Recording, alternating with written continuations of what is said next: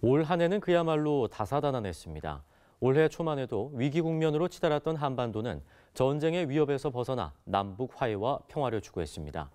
그런가 하면 가짜 뉴스와 동성애 논란 등으로 우리 사회는 더욱 이념적으로 갈등하기도 했습니다. 오늘 파워인터뷰에서는 최근에 주요 사회 현안에 대한 개신교인 인식 조사를 실시해 조사 결과를 발표했던 기독교 사회문제연구원 기사연 원장인 김영주 목사를 만나 올 한 해를 돌아보는 시간을 마련했습니다. 박성석 선임 기자입니다. 네, 원장님 안녕하세요. 안녕하세요. 예. 올 한 해 우리 사회를 뜨겁게 달궜던 가짜뉴스 논란에 보수 개신교 단체들의 이름이 오르내리곤 했는데요.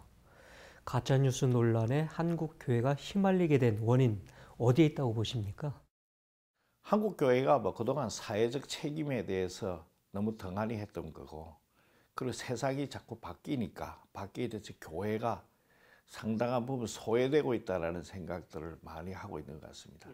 그래서 교인들끼리 뉴스를 유통하고 또 그것을 이게 사실로 믿는 그런 이제 조직들이 생기게 되고, 그런 경향들이 생겨서 그 경향들이 교인들에게 영향을 미치고 있는 거 아닌가, 이런 생각을 합니다.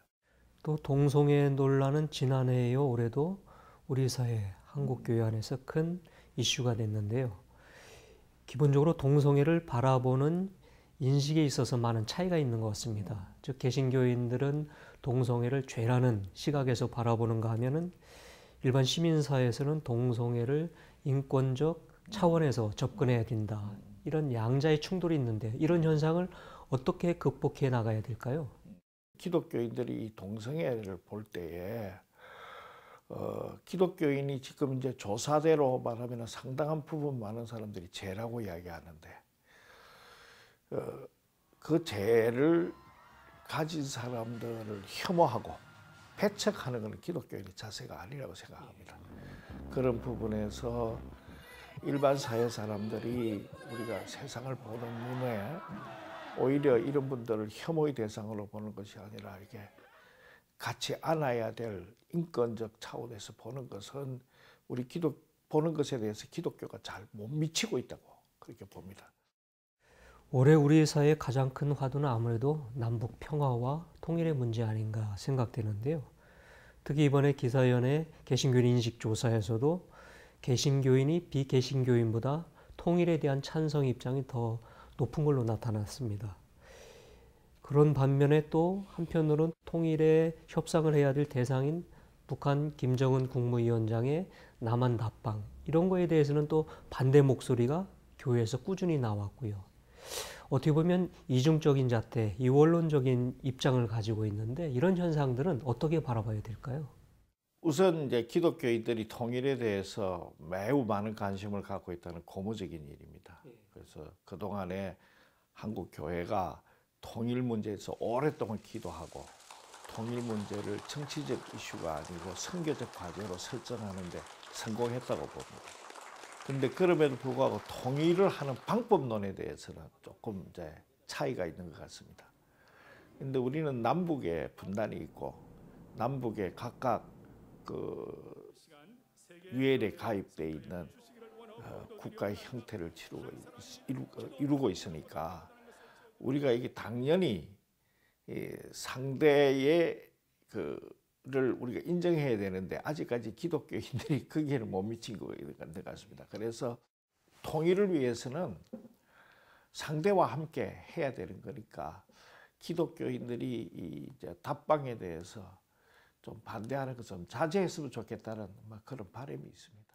교회 내부의 문제가 크게 언론에 오르내리면서 한국계 이미지가 많이 실추된 한 해이기도 한데요. 즉 교회 세습 논란, 목회자 성폭행 문제 등 여러 가지 이슈들이 좀 있었습니다. 교회가 세상에 희망을 주는 교회가 아니라 근심거리로 전락했다는 비아냥의 소리도 들리고 있고요. 이런 일련의 문제들 우리 목사님께서는 어떻게 좀 바라보셨습니까? 저도 기독교인이 한 사람으로 참 안타깝죠. 안타까운데 교회가 그동안 압축 성장을 하다가 보니까 성장의 열매를 누가 가져가느냐에 대해서 조금 이제 견해 차이들이 많은 것 같습니다. 그리고 오해도 많고요. 근데 우리 한국 교회가 이제 지금 해야 될 일은 공공신학을 확보를 해서 하나님의 교회가를 하나님의 교회에 돌려드리는, 그래서 우리는 겸손히 섬기는 주의 종이라고 생각하고, 목사들은 좀 더 자중자애해서 자기의 몸가짐, 마음가짐을 똑바로 해야 될 필요가 있습니다. 목사님 보실 때 그래도 올해 한국교회 이것만큼은 잘한 것 같다, 그렇게 평가할 만한 내용 한두 가지만 좀 소개를 해주시고 마무리하는 걸로 하겠습니다.